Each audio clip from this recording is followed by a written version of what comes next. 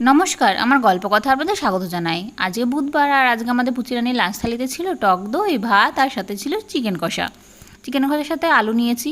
আর ও তো leg piece ছাড়া খাবেই না, আর তার সাথে সবজিও খাবে না, কারণ আজকে চিকেন পেয়েছে ওর ফেভারিট খাবার।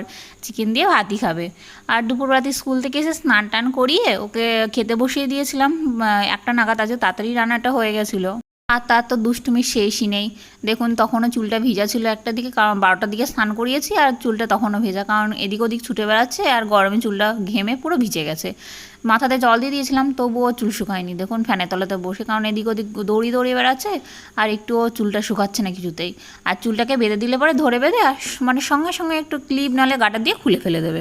আমি বলেছি এবার যদি তুই চুলটা খুলে ফেলিস তাহলে আমি দেখ তোর চুলটাকে পুরো ন্যাড়া করে দেবো। আর সেই কি কান্না, কি আর বলবো। মাঝে মাঝে এরকম করে ভয় দেখাতেও খুব ভালো লাগে। আর তার সাথে যা চলছে দুষ্টুমি, আর তখন ছেলেও আসেনি, একা একাই সারা ঘরে অত্যাচার করে বেড়াচ্ছে ও।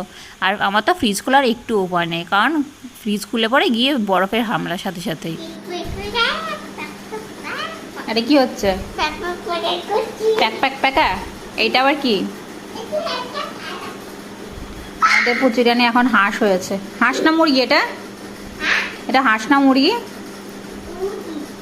মুরগি। এই পড়ে গেল। আমাদের পুচিরানির ভিডিও যদি ভালো লাগে তাহলে অবশ্যই লাইক, কমেন্ট অ্যান্ড সাবস্ক্রাইব করবেন। কথা হচ্ছে নেক্সট একটা ভিডিওতে।